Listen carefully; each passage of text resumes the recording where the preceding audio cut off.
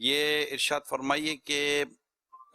سوال یہ آیا دکان کرائے پر لینے کے لیے ایڈوانس میں جو رقم دی جاتی ہے کیا اس پر زکوٰۃ ہوگی؟ دونوں کے تعلق سے جواب عنایت فرما دیں، جس نے ایڈوانس دیا ہے اور جس نے لیا ہے۔ لینے والے کی تو یہ ہے ہی نہیں نا پیسہ، تو جس کا پیسہ اسی کا ہے، ایڈوانس جس نے دیا ہے۔ اور یہ جو آج کل ایڈوانس ہڑپ کر جاتے ہیں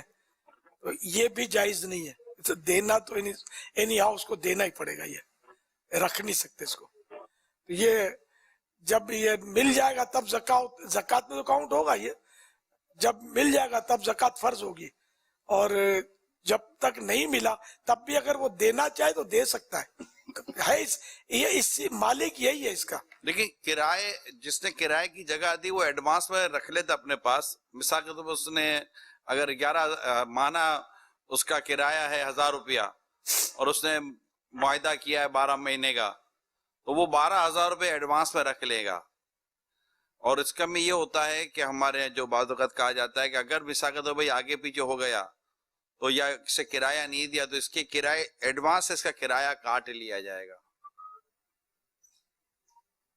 یہ بھی ہوتا ہوگا، اور بلکہ اب تو کرایہ نہ دینا یا دے تب بھی بھاڑا رسید اپنے بولتے ہیں نا،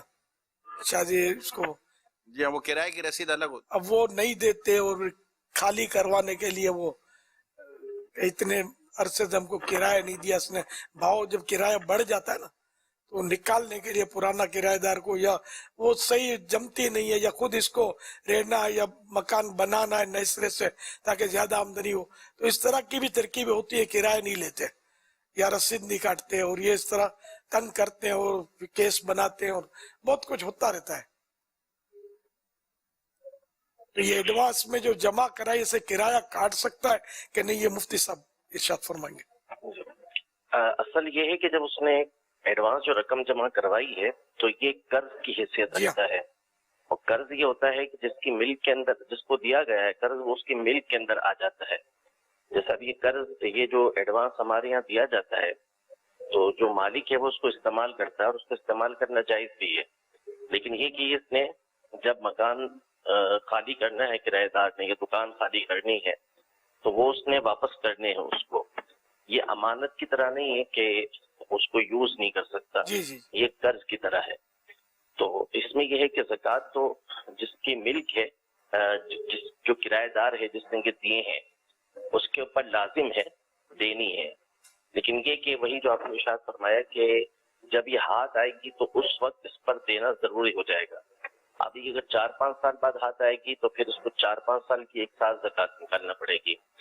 اور اگر اس کا 5واں حصہ ہاتھ آیا تو اسی وقت اس کی زکوٰۃ دینا ہوگی، یا ساری رقم ساتھ آئی تو اس وقت اس کی زکوٰۃ دینا ہوگی، تو وہ اب جتنے سالوں بعد آئے گی تو اتنے سالوں کی ایک ساتھ نکالنا ہوگی۔ اس لیے بہتر یہ ہے کہ یہ سال بعد سال جب زکوٰۃ نکالتا ہے تو اس کی زکوٰۃ بھی نکالتے ہیں۔ اور جہاں تک رہا وہ شخص کے جس کے پاس یہ رقم ہے، مالک، دکان کا مالک یا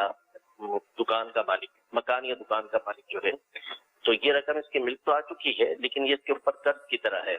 اب مثال کے طور پر اس کے پاس جو ٹوٹل رقم ہے وہ 1,10,000 روپے ہے، اور یہ 10,000 روپے وہ ہے جو اس نے بطور ایڈوانس دیے تھے اس سے، تو یہ 10,000 اس میں سے مائنس ہو جائیں گے، اور اس کی زکوٰۃ جو ہے وہ 1,00,000 روپے کے اوپر ہوگی۔ اور یہ جو رقم رکھی جاتی ہے یہ سیکورٹی کے لیے ہوتی ہے کہ اگر کرایہ دار ایسی توڑ پھوڑ کرتا ہے کہ جو عرفاً توڑ پھوڑ نہیں ہوتی، اور وہ بنا کے نہیں دیتا، یا بجلی گیس وغیرہ کے بل اس کے اوپر ہوتے وہ نہیں دیتا، تو ان چیزوں سے بچنے کے لیے ہی یہ رقم رکھی جاتی ہے۔